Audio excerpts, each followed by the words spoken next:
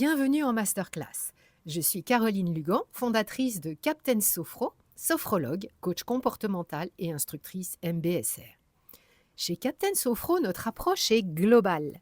Tout d'abord, mettre en place une alimentation vitalisante et rassasiante pour réellement nourrir notre corps, retrouver l'équilibre pondéral et émotionnel.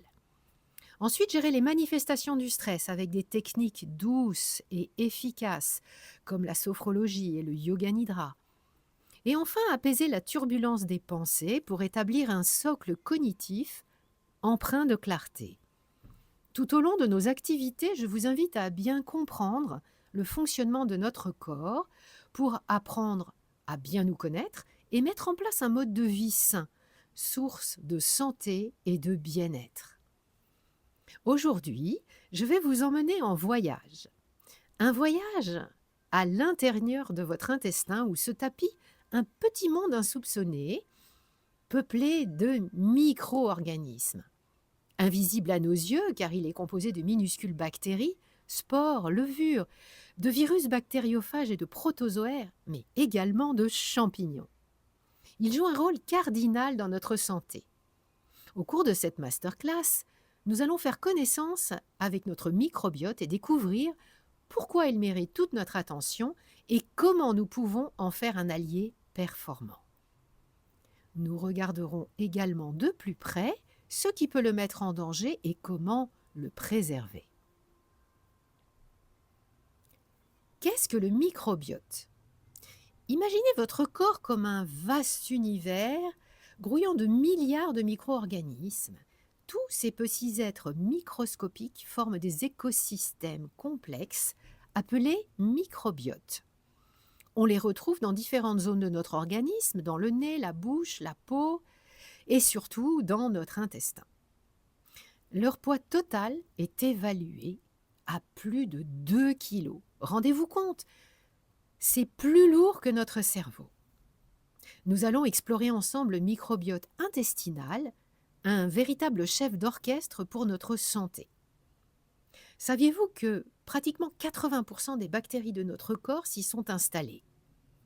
Avec des centaines d'espèces différentes, elles jouent un rôle fondamental dans notre équilibre et notre bien-être. Notre intestin abrite une multitude de bonnes bactéries. Elles veillent sur notre santé. Chacune a sa spécificité et plus elles sont variées, plus elles vont collaborer pour nous protéger et maintenir notre organisme en homéostasie. Un mot à retenir, l'homéostasie, c'est-à-dire dans un état d'équilibre harmonieux. Pourquoi cet équilibre, cette homéostasie, est-il si important ? Un microbiote en bonne santé se caractérise par une grande diversité et une abondance de bactéries bénéfiques. Cet équilibre est essentiel pour prévenir, un autre terme à retenir, la dysbiose. La dysbiose, c'est un déséquilibre qui survient lorsque les bonnes bactéries deviennent insuffisantes et que les mauvaises prolifèrent ou bien que la diversité microbienne s'appauvrit. Donc un microbiote équilibré influence de nombreux aspects de notre santé. Tout d'abord, il optimise le processus de notre digestion. Le microbiote intestinal aide à décomposer les fibres, à fermenter certains aliments et à produire des acides gras à chaîne courte comme le butyrate, nous y reviendrons, qui nourrissent nos cellules intestinales et permettent de réduire l'inflammation. Certains aliments favorisent la production de butyrate dans l'intestin grâce à la fermentation des fibres par le microbiote intestinal. C'est un cercle vertueux. J'en parlerai dans quelques instants. Ensuite, le microbiote renforce le système immunitaire. Environ 70% de notre système immunitaire se trouve dans l'intestin. Un microbiote équilibré agit comme un réel bouclier, empêchant les bactéries pathogènes et dangereuses de proliférer, et il va stimuler nos défenses naturelles. Ça, nous commençons à le savoir. Le microbiote intestinal, il exerce une influence directe sur le cerveau, mais également sur notre humeur. C'est pour ça qu'on l'appelle souvent le deuxième cerveau. Il produit des neurotransmetteurs comme la sérotonine, qu'on appelle parfois l'hormone du bonheur. Saviez-vous que 95% de la sérotonine Cette hormone du bonheur, elle est produite dans l'intestin grâce à notre microbiote. Vous voyez l'importance? Ce microbiote, il communique avec le cerveau via le plus long nerf du corps, qui s'appelle le nerf vague. Il influence ainsi notre humeur et notre niveau de stress. Un déséquilibre dans notre microbiote pourrait être lié donc à l'anxiété, à la dépression ou encore à des troubles cognitifs. Un microbiote en bonne santé, il permet une meilleure régulation du poids. Il aide à mieux métaboliser les nutriments. Il joue un rôle dans le stockage des graisses. Un déséquilibre pourrait favoriser la prise de poids et certaines maladies métaboliques, comme le diabète de type 2. Et je n'ai pas fini. L'équilibre du microbiote intestinal impacte également la santé de la peau. Psoriasis, acné, eczéma peuvent être associés à des déséquilibres du microbiote. Enfin, le microbiote agit comme un bouclier protecteur contre les maladies. Quand il est diversifié et équilibré, le risque est plus faible de contracter des maladies chroniques, comme des maladies inflammatoires de l'intestin, la maladie de Crohn, des rectocolites, les rectocolites hémorragiques dans les cas les plus graves, des allergies, des maladies auto-immunes et même parfois certaines formes de cancer.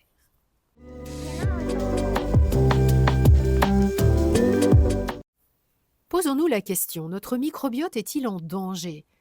Avec notre mode de vie moderne, il est mis à rude épreuve, favorisant de plus en plus la dysbiose. Vous vous rappelez la dysbiose, ce déséquilibre physiologique? Les études montrent que plus une société s'est industrialisée, plus la biodiversité intestinale va s'appauvrir. C'est inversement proportionnel. En effet, nous nous apercevons que cette dégénérescence est liée directement à une alimentation ultra transformée, pauvre en fibres, riche en sucre, en graisses trans et en additifs de toutes sortes. De nombreuses études suggèrent que certains additifs alimentaires tels que les émulsifiants, les édulcorants et les colorants peuvent déséquilibrer le microbiote intestinal et fragiliser la paroi de l'intestin. Celle-ci devient plus perméable et des substances nocives peuvent pénétrer dans l'organisme. Au fil des ans, cette inflammation chronique peut affaiblir l'organisme et augmenter le risque de développer des allergies ou certaines maladies auto-immunes. Le microbiote peut également être perturbé par l'usage répandu des antibiotiques, chez les humains pour se soigner, mais également dans les élevages dont nous consommons la chair et qui éliminent non seulement les mauvaises bactéries, pathogènes, mais également les bonnes. D'autres causes de dysbiose ont été repérées dans des études récentes. On n'y pense pas toujours, mais les césariennes et le lait maternisé. En effet, lors de l'accouchement par voie basse, en passant par le canal vaginal, le bébé va faire son shopping avec un premier lot de bactéries, principalement issues du microbiote vaginal et fécal de sa maman. Ce premier contact avec les bactéries est crucial, car celles qui arrivent les premières prennent l'avantage sur les suivantes et elles vont coloniser les meilleurs emplacements de l'intestin. Ensuite, c'est l'allaitement maternel, suivi de l'introduction des aliments solides qui va jouer un rôle central et important et va contribuer à enrichir et façonner un bon microbiote de base qui deviendra unique pour chacun d'entre nous. Et après, nous allons aborder la problématique du stress chronique. Le stress chronique est une source avérée d'altération du microbiote intestinal. Et je dis bien stress chronique, c'est-à-dire sur le long terme. Le stress prolongé perturbe le microbiote en augmentant la production de cortisol, une hormone qui favorise notamment l'inflammation et source de déséquilibre de l'intestin.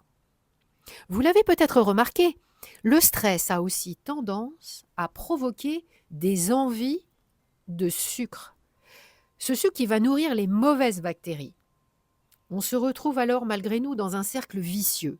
Plus on est stressé, plus on adopte une mauvaise alimentation anarchique, sucrée, et plus l'inflammation s'aggrave et provoque des troubles du comportement alimentaire.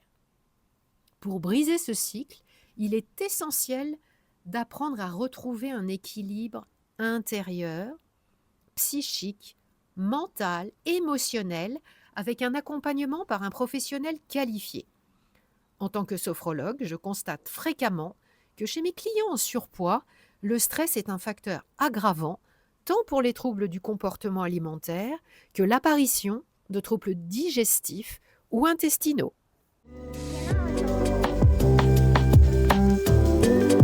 Parlons maintenant de l'influence du mode de vie et de l'alimentation pour prendre soin de votre microbiote et donc de votre santé.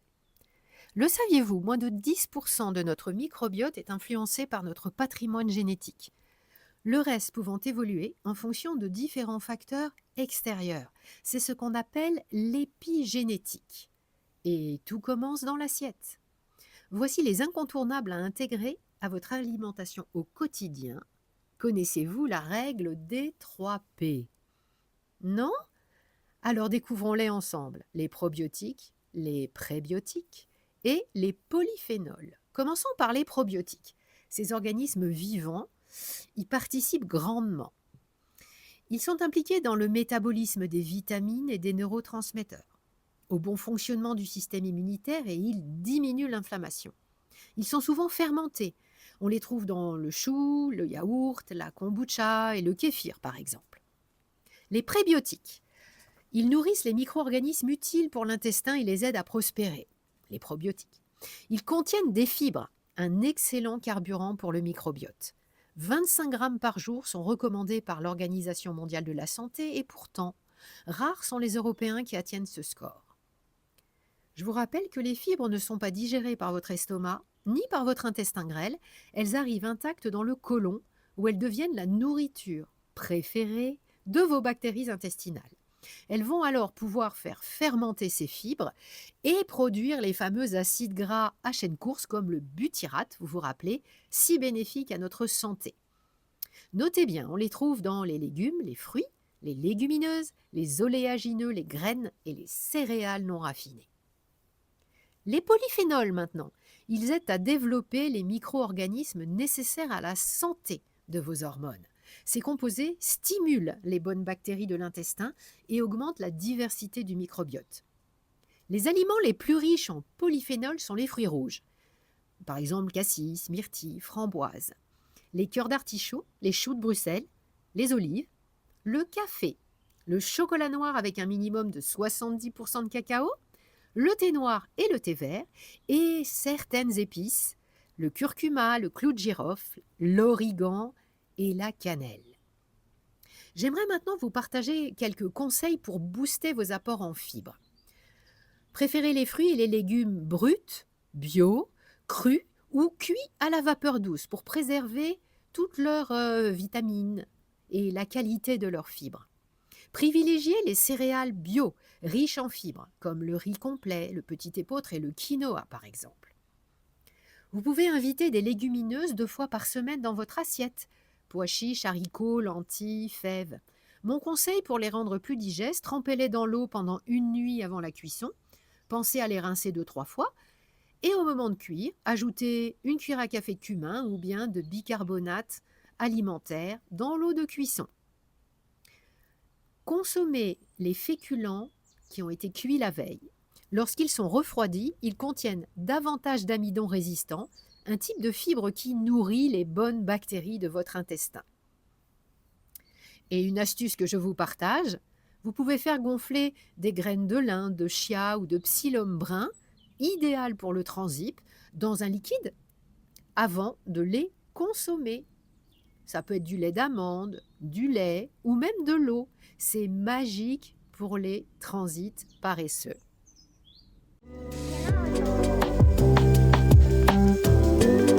Et maintenant, quelques conseils pour prévenir la perméabilité de l'intestin dont nous parlions tout à l'heure. Certains aliments favorisent une belle qualité de mucus intestinal. C'est là où se logent les bonnes bactéries. Et ceci avec la production de butyrate dans l'intestin grâce à la fermentation des fibres par le microbiote intestinal. On choisira donc de consommer régulièrement du beurre de qualité, un beurre bio ou issu de lait de pâturage, des fromages affinés comme le parmesan, le gouda, le comté. Pensez également aux produits laitiers fermentés comme les yaourts, le kéfir. Des légumes riches en fibres prébiotiques, Asperges, poireaux, oignons, ail, topinambour, bananes vertes par exemple. Et toujours les féculents cuits puis refroidis avec un intervalle de 12 heures minimum, comme le riz, les pommes de terre, les patates douces, les lentilles, les légumineuses. Toutes celles-ci seront alors riches en amidon résistants. Alors j'aimerais vous parler des aliments fermentés. Les aliments fermentés sont excellentes, mais vraiment excellentes pour le microbiote intestinal, car ils apportent des probiotiques, ces micro-organismes vivants, bénéfiques pour l'équilibre de votre flore intestinale. Alors ils sont tellement précieux, et oui, ils apportent les bonnes bactéries. Ils renforcent la diversité du microbiote et ils aident à lutter contre l'installation de mauvaises bactéries. Ils améliorent la digestion. Par exemple, ils réduisent le lactose du yaourt. Ils le rendent plus digeste pour les personnes intolérantes. Ils vont stimuler le système immunitaire. Ils produisent des nutriments essentiels comme la vitamine B, la vitamine K, des enzymes et j'y reviens une nouvelle fois, des acides gras à chaîne courte comme le butyrate qui nourrissent les cellules intestinales et réduisent l'inflammation. De plus, ces aliments fermentés sont connus pour favoriser un bon équilibre émotionnel. En effet, le microbiote est lié au cerveau via l'axe intestin-cerveau. En renforçant la flore intestinale, les aliments fermentés peuvent influencer l'humeur, réduire l'anxiété et améliorer le bien-être mental. Donc je vous rappelle les aliments fermentés les plus courants, yaourt et kéfir, la choucroute et le kimchi qui sont de bonnes sources de bactéries lactiques, la pâte miso et le tempeh qui sont des dérivés du soja fermentés, plein de nutriments, et une boisson que j'adore, la kombucha, qu'on peut faire maison, une boisson fermentée bénéfique pour l'intestin.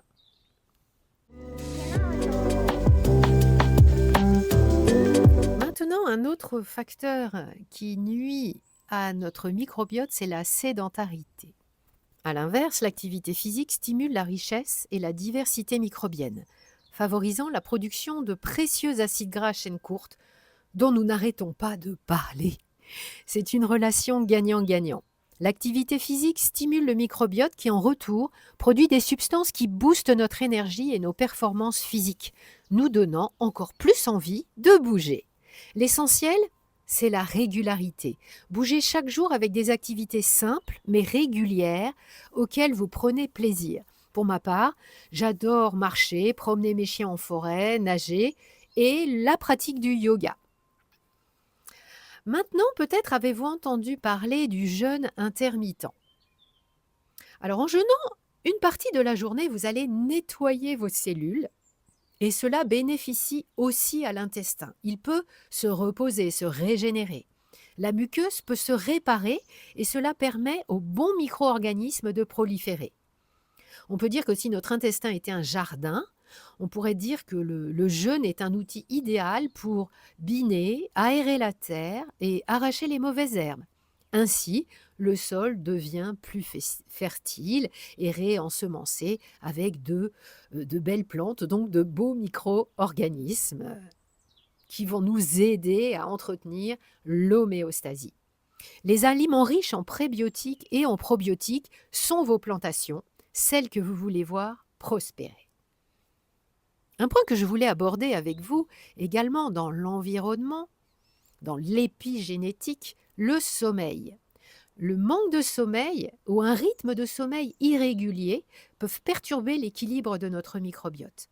Si notre corps est fait pour être actif le jour et dormir la nuit, eh bien il en est de même pour notre microbiote. Notre microbiote aime la régularité. Donc pas trop de grands décalages de rythme, se coucher à la même heure. Évitez de vous coucher trop tard ou de dormir trop peu. Tout cela, sur le long terme, peut déséquilibrer le microbiote.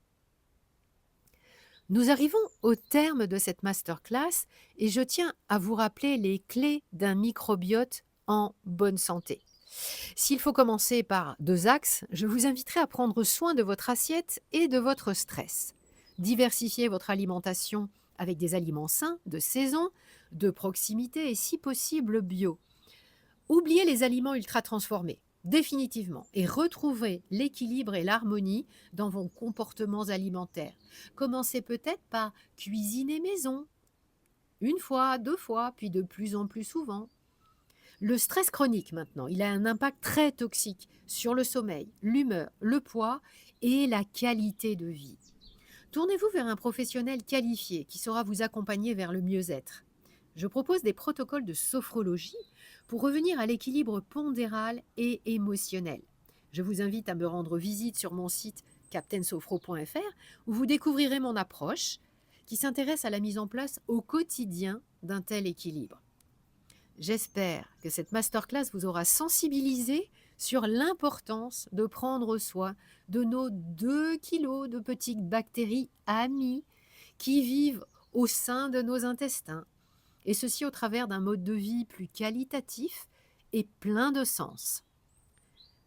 Je vous souhaite une très belle continuation. À très bientôt, j'espère, pour un prochain podcast, ou bien pour les abonnés en réunion hebdo thématique, en live et sur nos groupes d'échange.